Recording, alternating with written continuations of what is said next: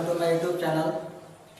आज हम यहाँ क्लास 12 के मैथ सीरीज स्टार्ट करने वाले हैं, जिसमें हम लोग सभी चैप्टर्स को बेसिक से और डिटेल में पढ़ेंगे। इसमें हम लोग सबसे पहले मैट्रिक्स अव्यू पढ़ेंगे, उसके बाद 1 बाय 1 करके आगे बढ़ेंगे। तो चलिए स्टार्ट करते हैं। देखिए मैट्रिक्स, इसे हम मैट्रिक्स भी लिखते हैं प्लुरल में, और इसका हिंदी अव्यू होता है। ठीक, अब यदि कहा जाए कि मैट्रिक्स की परिभाषा, मैट्रिक्स क्या होता है, मैट्रिक्स किसे कहते हैं, ठीक है। तो देखिए मैट्रिक्स संख्याओं या किसी आंकड़े को रिप्रेजेंट करने का, व्यक्त करने का एक तरीका होता है। या हम दूसरे शब्दों में बोलना चाहें तो बोल सकते हैं कि मैट्रिक्स पंक्ति और स्तंभ में संख्याओं का एक आयताकार क्रम विन्यास होता है या अरेंजमेंट होता है, ठीक है। अब देखिए इसमें एक ध्यान देने योग्य बात यह है कि मैट्रिक्स अर्थात कि यह कोई संख्या नहीं है, मैट्रिक्स का कोई संख्यात्मक मान नहीं होता है। ये सिर्फ संख्याओं का एक आयताकार क्रम विन्यास है, एक सजावट है, एक अरेंजमेंट होता है, ठीक है। मोटे तौर पर कहें तो मैट्रिक्स संख्याओं का एक अरेंजमेंट है पंक्ति और स्तंभ में, ठीक। अब आगे देखिए, इसका आविष्कार जे सिल्वेस्टर ने 1850 ईस्वी में किया था, लेकिन इसका जो गणितीय रूप है, जो अलजेब्रिक रूप है, उसको इनके दोस्त आर्थर केले ने उसको दिया था। गणितीय रूप को आर्थर केले ने दिया था, ठीक है। यदि इसके अनुप्रयोग की बात करें कि हम मैट्रिक्स का उपयोग कहाँ कहाँ करते हैं, किन किन क्षेत्रों में करते हैं, तो देखिए मैट्रिक्स का उपयोग हम अर्थशास्त्र में, इकोनॉमिक्स में करते हैं, मनोविज्ञान साइकोलॉजी में करते हैं, औद्योगिक प्रबंधन इंडस्ट्रियल मैनेजमेंट में करते हैं, और गणित में दो जड़ वाले रैखिक समीकरण को हल करने इत्यादि में भी इसका प्रयोग किया जाता है, ठीक। अब देखिए, अब देखते हैं कि मैट्रिक्स को रिप्रेजेंट कैसे किया जाता है, मैट्रिक्स को लिखने का तरीका क्या होता है।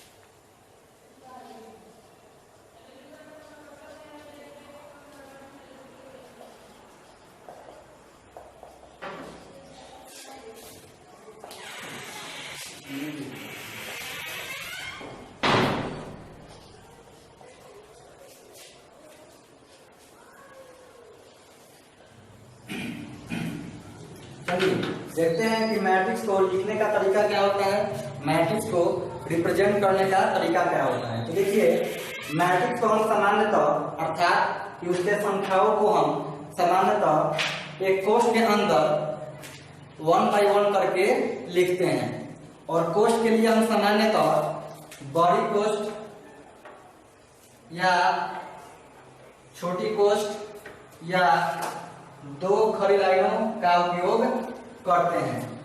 जैसे एग्जाम्पल के लिए 2 3 4 6 7 8 यह एक संख्याओं का अरेंजमेंट है, ठीक है। तो इसको हम बड़ी कोष्ठ में भी लिख सकते हैं या छोटी कोष्ठ में भी लिख सकते हैं, या 2 जोड़ी खड़ी लाइनों के बीच में भी इसे लिख सकते हैं, इस प्रकार से, ठीक है।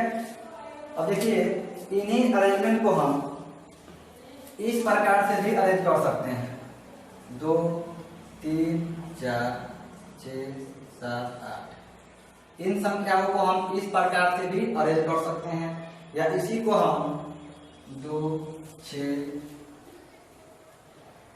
3 7 8 4 8 इस प्रकार से भी अरेंज कर सकते हैं, या इन्हीं अरेंजमेंट को हम 2 6 3 4 4 8 इस प्रकार से भी अरेंज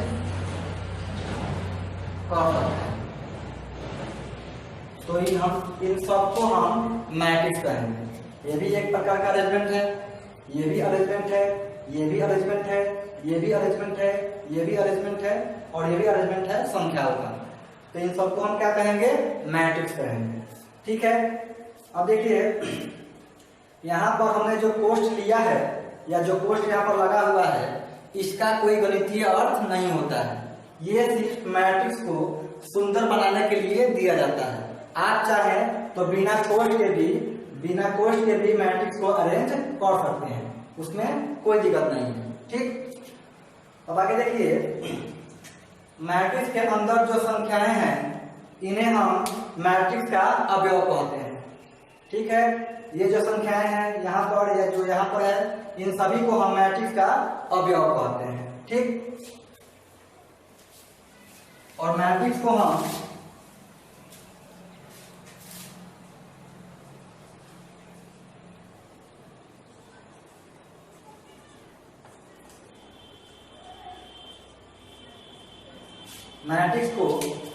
संकेत की बात करें तो मैट्रिक्स को हम अल्फाबेट के capital letters A B C D dot dot dot इत्यादि से सूचित करते हैं और इनके संख्याओं को यानी कि इनके अवयवों को हम small letters A B C D dot dot dot इत्यादि से सूचित करते हैं।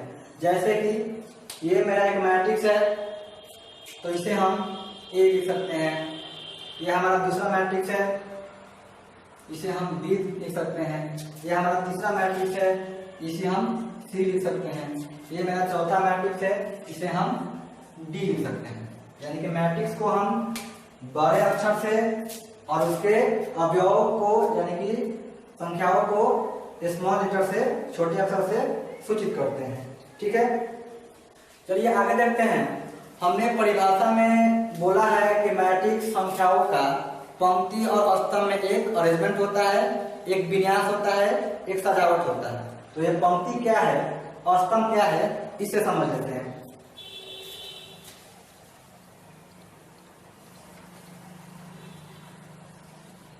जैसे कि यहाँ आप देख सकते हैं, यह एक मैट्रिक्स है। तो ये इस मैट्रिक्स में ये जो क्षैतिज लाइन बन रहा है संख्याओं का, या ये जो क्षैतिज लाइन संख्याओं का बन रहा है, इन तीनों को हम पंक्ति कहते हैं। पंक्ति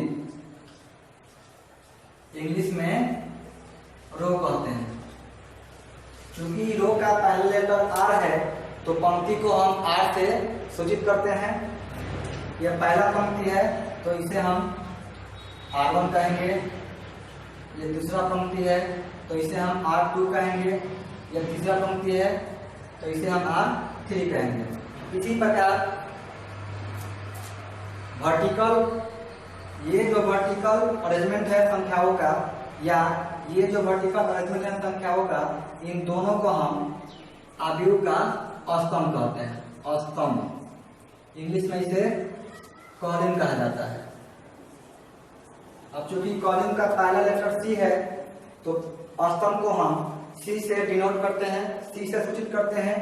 ये पहला स्तंभ है तो इसे हम C1 कहेंगे। ये दूसरा स्तंभ है तो इसे हम C2 कहेंगे। ठीक है। चलिए अब देखिए, जितने भी मैट्रिक्स होते हैं, ठीक है, प्रत्येक मैट्रिक्स का एक अपना अपना कोटि होता है। उसे इंग्लिश में हम ऑर्डर कहते हैं। ठीक है। तो आव्यूह का कोटि क्या होता है, ऑर्डर क्या होता है, इसे समझ लेते हैं।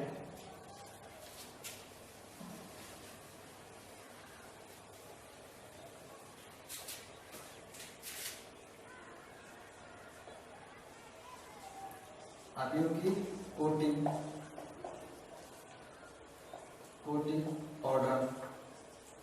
Order of A matrix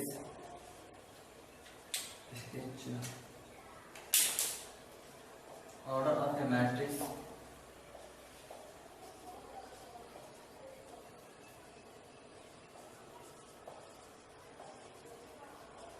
matrix. ठीक,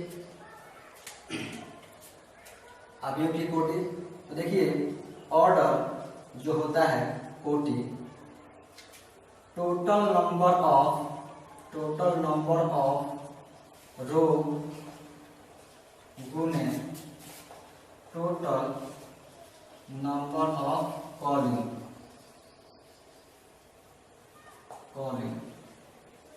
हिंदी में बोला जाए तो कुल पंक्ति गुने कुल स्तंभ।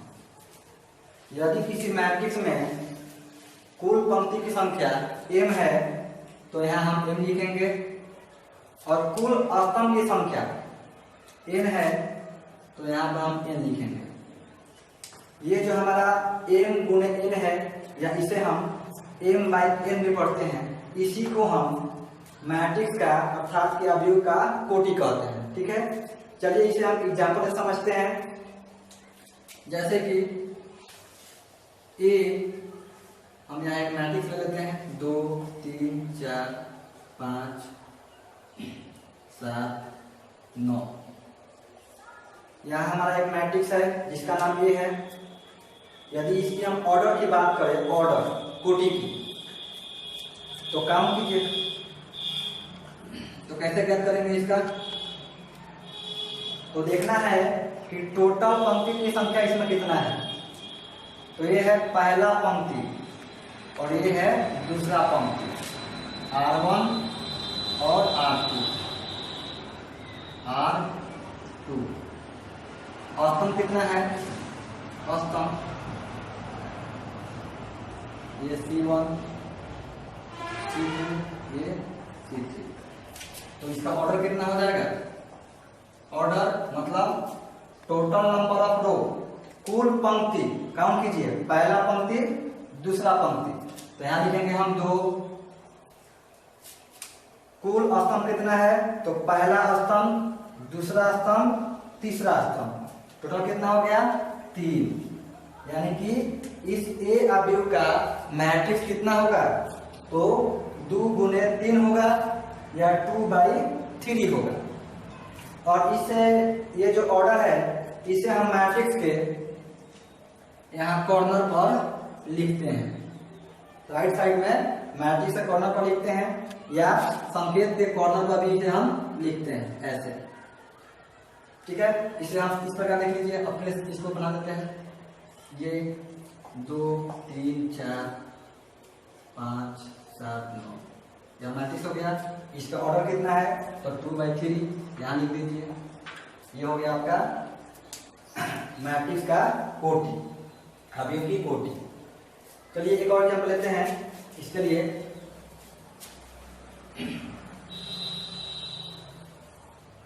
एक और एग्जाम्पल समझते हैं हम। जैसे कि बी एक मैट्रिक्स है, 2 3 4 6 7 8। बी हमारा एक मैट्रिक्स है। यदि इसके हम ऑर्डर की बात करें, ऑर्डर की, तो इसका ऑर्डर कितना हो जाएगा? तो काम कीजिए, टोटल पंक्ति, टोटल रो, कुल पंक्ति, तो ये पहला पंक्ति, दूसरा पंक्ति, ये तीसरा पंक्ति, तो यहाँ 3 लिखेंगे। स्तंभ काम कीजिए, कॉलम, तो ये पहला स्तंभ और ये दूसरा स्तंभ, तो यहाँ क्या लिखेंगे?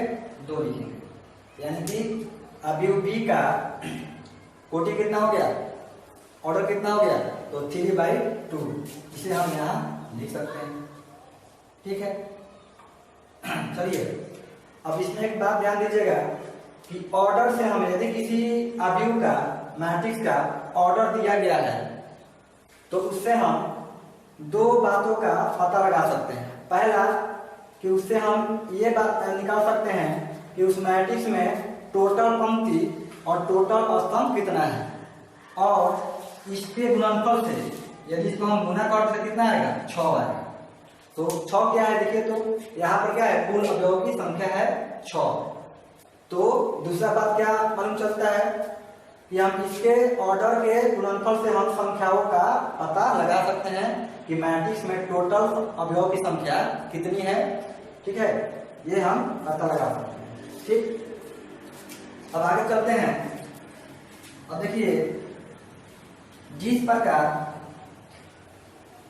प्रत्येक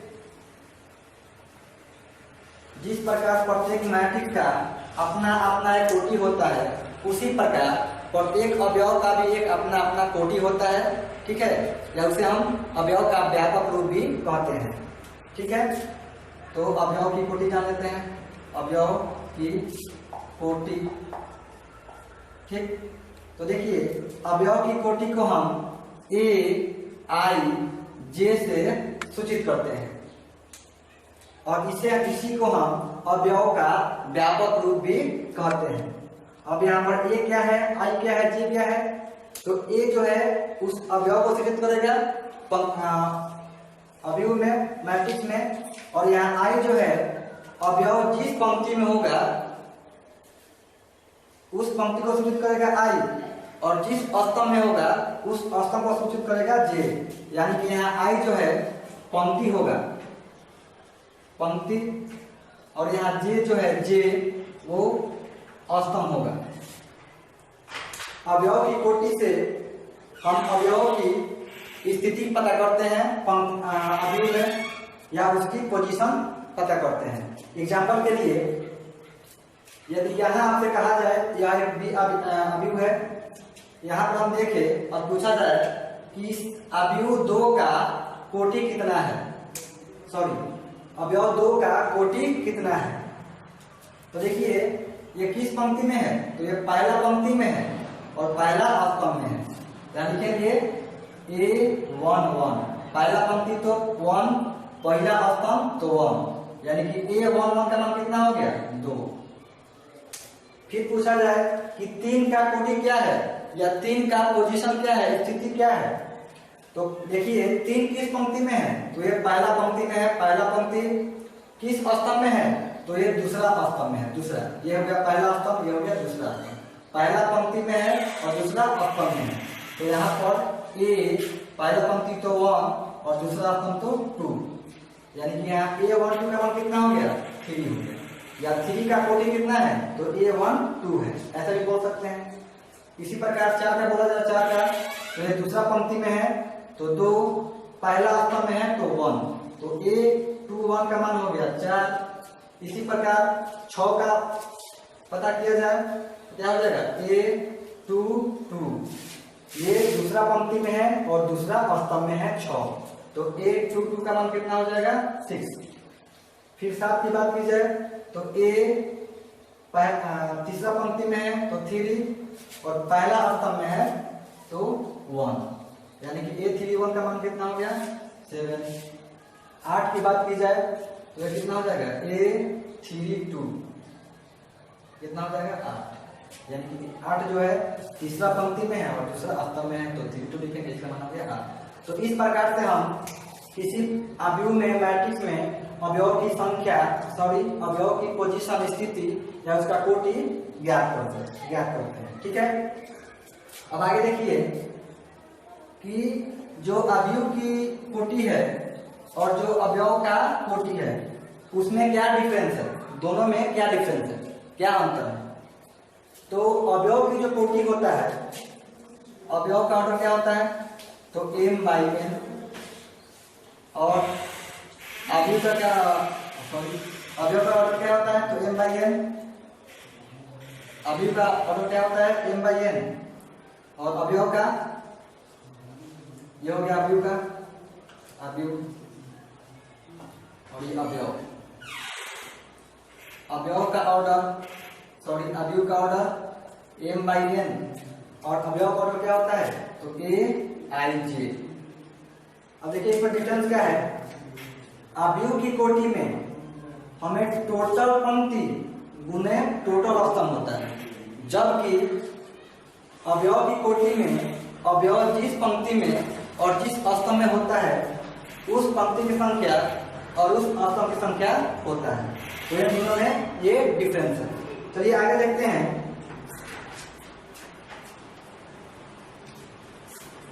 अब हम जानते हैं कि किसी अवयव का व्यापक रूप क्या होता है। ठीक है, अवयव का व्यापक रूप, अवयव का व्यापक रूप,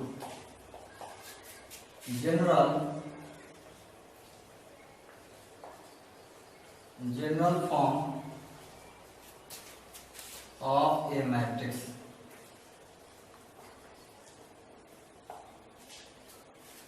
तो यदि ए कोई अवयव है तो इसका जो जनरल फॉर्म होता है वो होता है Aij,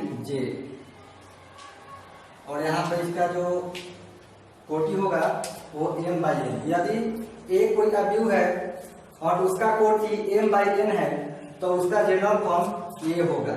और इसी जनरल फॉर्म को हम इस प्रकार से लिखते हैं कैसे, तो देखिए A11, A12, यहाँ जो i और j है, i का मान 1 रखेंगे, फिर j का मान 1 रखेंगे। i का मान कहाँ तक है, यानी पंक्ति का मान कहाँ तक लेना है, m तक, और j यानी कि अस्तंभ का मान कहाँ तक लेना है, तो n तक। तो ये पहला पंक्ति और पहला स्तंभ है तो A11, पहला पंक्ति दूसरा स्तंभ में तो A12, इसी प्रकार कहाँ तक जाएगा, ये n तक जाएगा, तो हो जाएगा A1n। ठीक, आगे देखते हैं तो इस तरह जाएगा आपका, ये दूसरा पंक्ति शुरू हो रहा है तो यहाँ पर 2 होगा, पहला स्तंभ में है तो यहाँ पर 1 होगा। फिर आगे दूसरा पंक्ति में है तो 2 और दूसरा स्तंभ में है तो 2, इसी प्रकार आगे कहाँ तक जाएगा, A2n तक। ठीक है, और अंतिम ले यहाँ हम i का मान m रख देंगे, m तक गया है तो am1 हो जाएगा। m पंक्ति में है तो m, पहला स्तंभ में है तो 1, फिर दूसरा स्तंभ में है और m पंक्ति में है तो m, दूसरा स्तंभ में है तो 2, यह कहाँ तक जाएगा, n तक, तो amn। तो इसे हम अवयव का व्यापक रूप कहते हैं। इसका कोटि m/n है तो इसे आप यहाँ पर लिख सकते हैं। ठीक है, तो ये हो गया आपका एक अवयव जिसका कोटि है m/n और ये इसका व्यापक रूप है, जनरल फॉर्म है। ठीक है, तो आज का हमारा सेशन यहाँ कंप्लीट होता है। अगले दिन हम लोग आगे पढ़ेंगे और हम आशा करते हैं कि आपको समझ में आया होगा। यदि ये मेरा वीडियो आपको समझ में आया हो, जो हमने बताया वो आपको समझ में आया हो, तो कृपया चैनल को लाइक करें, सब्सक्राइब करें और शेयर करें। जय हिंद, जय भारत।